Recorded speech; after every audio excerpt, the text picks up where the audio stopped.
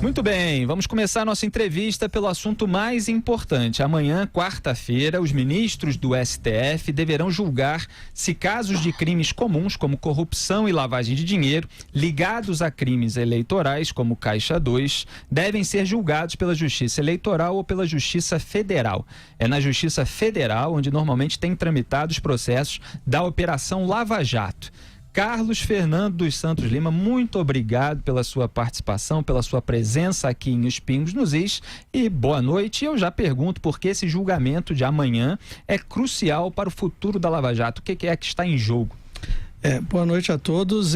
A questão é muito maior do que se coloca. Não se trata de uma decisão para as investigações daqui para frente em relação aos depoimentos de novos colaboradores ou de novas empresas que venham em leniência. Se trata de discutir a competência de todos os processos da Lava Jato. Todos aqueles em que há uma mera menção à justiça eleitoral, a campanhas políticas, ou qualquer coisa do tipo, pode ser anulada. Não é uma questão, portanto, tão pequena assim. Nós podemos ter uma questão de discussão sobre competência absoluta da Justiça Eleitoral. Isso levaria à anulação dos processos e levaria à soltura de muitos presos. Eu não tenho dúvida que essa decisão de amanhã tem esse objetivo a longo prazo. Quer dizer, não é só sobre o futuro da Lava Jato, sobre o passado também. Exatamente, não é tão simples assim. Tem algum exemplo prático que a gente, para o nosso ouvinte ter ideia do que pode acontecer? Algum que seria beneficiado? Algum dos punidos ou dos presos que poderia ser beneficiado? Eu tenho que lembrar o caso mais paradigmático da Lava Jato hoje, que é o caso do ex-presidente Lula, o caso do Triplex. O caso do Triplex, a condenação foi pela corrupção do recebimento do Triplex e mais verbas que foram destinadas ao Partido dos Trabalhadores. Ora, se nós tivermos uma discussão, uma tentativa de reabrir a discussão sobre a destinação dessas verbas e o cunho eleitoral delas, e sendo para um partido é muito fácil fazer essa discussão, nós podemos reabrir uma discussão sobre competência em recurso extraordinário, inclusive no Supremo ou no próprio STJ agora, no recurso especial. E nós podemos ter anulação, e com a anulação nós teremos a soltura do presidente. A questão é muito mais grave. Podem tentar dar um verniz de que é daqui para o futuro, mas na verdade os criminalistas vão tentar anular as condenações. Os advogados vão tentar entrar por essa brecha imediatamente. Exatamente, não é uma brecha, literalmente vão destruir uma parte das muralhas da Lava Jato e daí por aí os bárbaros entram. E não tem uma questão de equipamento para fazer essa investigação sobre crimes como corrupção e lavagem de dinheiro? A Justiça Eleitoral não estaria equipada para fazer isso, não tem a técnica necessária, além do fato de muitas vezes ter uma formação por indicação política diferente da Justiça Federal. Então tem a questão política, mas tem também a questão técnica na investigação. Eu sou há muito tempo crítico da Justiça Eleitoral. Acho que ela é um dos problemas que nós temos que resolver no Brasil. Ela é uma justiça criada pelos políticos para julgar políticos segundo critérios políticos. É uma justiça emprestada, é uma justiça federal que usa temporários serviços do Ministério Público e da Justiça Estadual. Então, eles nunca estão ali de corpo e alma, eles estão atuando em conjunto com as suas atividades originais. Ela é composta nos seus tribunais, nos regionais ou no superior, por membros vindos da advocacia, que são escolhidos segundo critérios políticos. O exemplo claro é o caso da chapa Dilma Temer, em que houve uma absolvição por excesso de provas. Exatamente. Ela não está lá para resolver a questão pela análise jurídica, tal qual a Justiça Comum federal ou estaduais está acostumada a fazer. E por que surgiu, digamos, essa chamada dúvida, entre aspas? Por que essa decisão tem que ser tomada agora? O que alegam os defensores? Exatamente, estranho é surgir, eu creio que surgiu o Fiat Lux em alguma cabeça iluminada em Brasília, criminalistas ou ministros, e de repente acharam a solução para Lava Jato ir por terra abaixo. Então foi exatamente isso que aconteceu, porque é inacreditável que depois de 5 anos de operação nós estejamos discutindo competência, que na verdade, é o início de tudo. Quem pode fazer, qual juiz que pode fazer alguma coisa? É inacreditável que nós estejamos nesse ponto. E só antes de passar a palavra aqui para o nosso José Maria Trindade também participar da entrevista com Carlos Fernando, só registrar que nas turmas do STF, 5 ministros já se posicionaram explicitamente em favor do envio dos casos à Justiça Eleitoral. Dias Toffoli, Ricardo Lewandowski, Celso de Mello, Gilmar Mendes e Marco Aurélio Mello. Obviamente, esses nomes não tem nenhuma surpresa para os nossos ouvintes e espectadores. Outros 4 ainda não manifestaram posição clara. Rosa Weber, Luiz Fux, Carmen Lúcia e Alexandre de Moraes evitaram apresentar uma solução nas turmas. Só 2 até agora votaram pelo envio à Justiça Comum. O Edson Fachin, relator da Lava Jato no Supremo, e Luiz Roberto Barroso. José Maria Trindade, participe com a gente. Pois procurador, eu vi hoje o ministro Marco Aurélio, que é o relator, né, do pedido do ex-prefeito do Rio de Janeiro sobre esse assunto, ele minimizando, dizendo que não muda muito, mas nós sabemos que sim, muda muito. Eu concordo muito com o senhor sobre a justiça eleitoral, eu acho uma justiça caríssima, né? Quem vem aqui à cidade dos tribunais fica impressionado com a sede da justiça eleitoral, e ela atrasa. A gente vê julgamento aí e caça mandato de governador que está há meses de acabar o mandato dele. Quer dizer, mesmo sendo uma justiça especializada, defendida pelo mundo jurídico, né, ela não funciona. E nesse caso é evidente que haverá prejuízos. E há também casos em que a operação é cancelada na justiça, na disputa jurídica, né? Eu assisti aqui, procurador, o caso, por exemplo, da Satyagraha, que acabou com o procurador preso. Então, assim, existem dificuldades jurídicas. E esta operação Lava Jato, na minha opinião, ela foi muito inteligente, até com a experiência do então juiz Sérgio Moro, né, no Supremo Tribunal Federal. Então, eu acho que a operação Lava Jato pode sim ter um prejuízo grande com esse caso aí, mas ela dificilmente sofrerá uma derrota jurídica, né? Eu creio que o sonho dos criminalistas sempre foi uma derrota jurídica no sentido processual, matar por uma questão que não envolvesse o mérito, porque no mérito as provas são muitas, são tamanhas que fica muito difícil fazer qualquer coisa.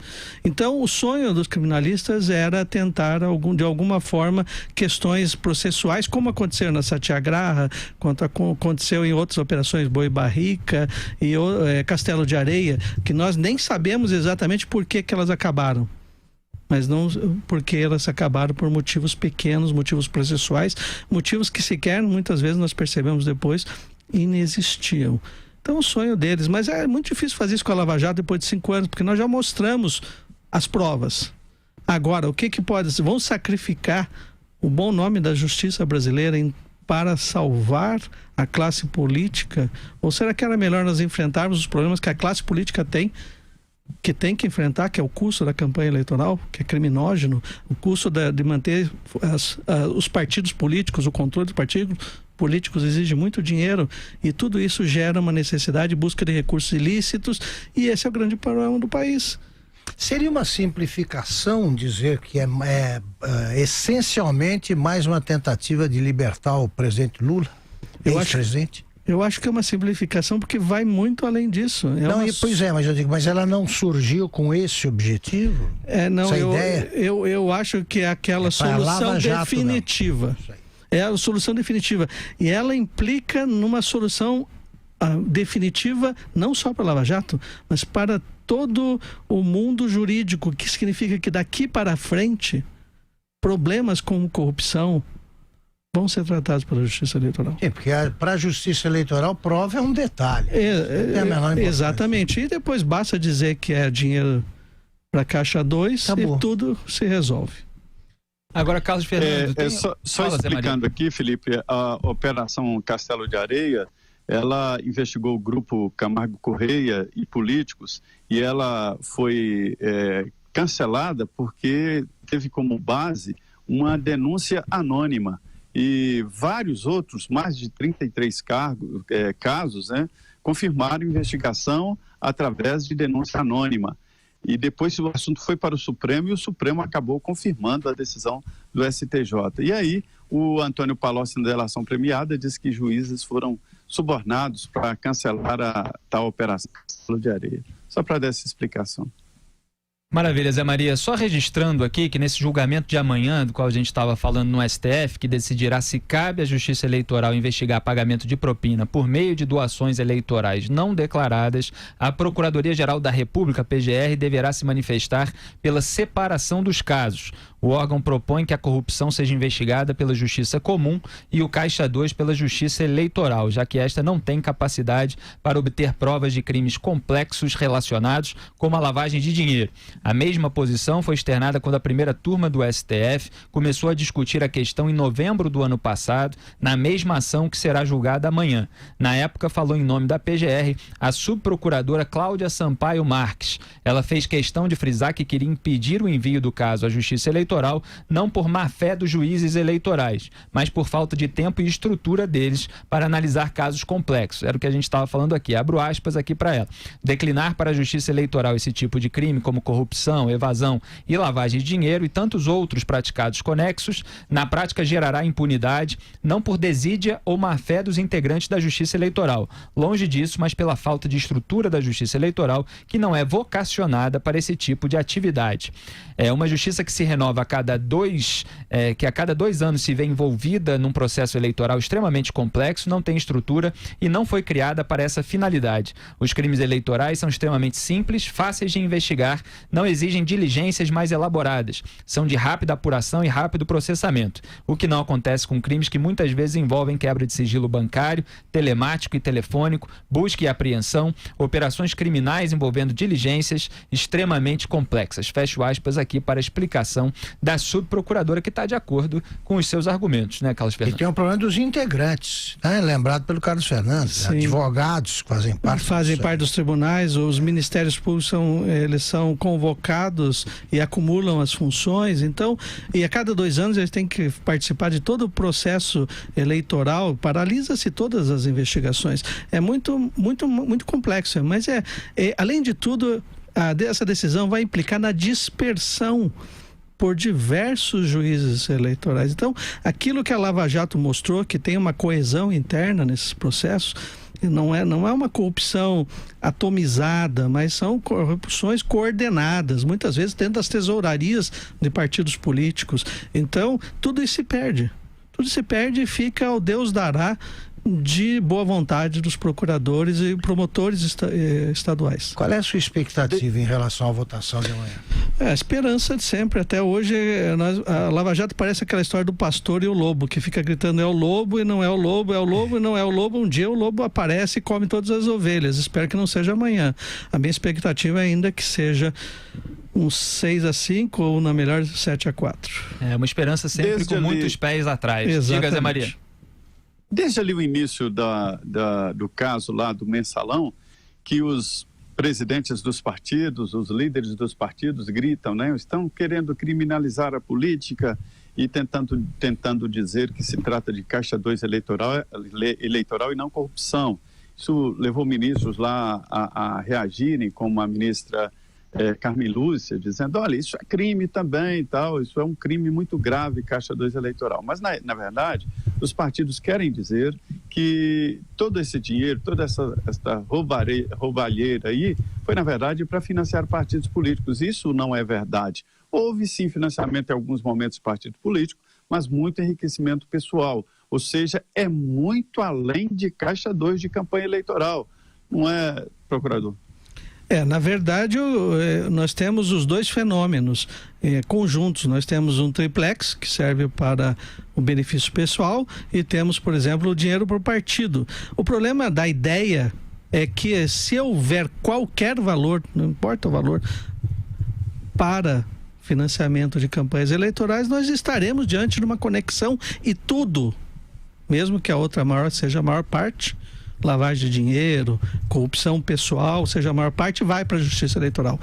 É uma questão de conexão, mas conexão é só uma conveniência de se julgar em conjunto, não é uma necessidade de se julgar em conjunto.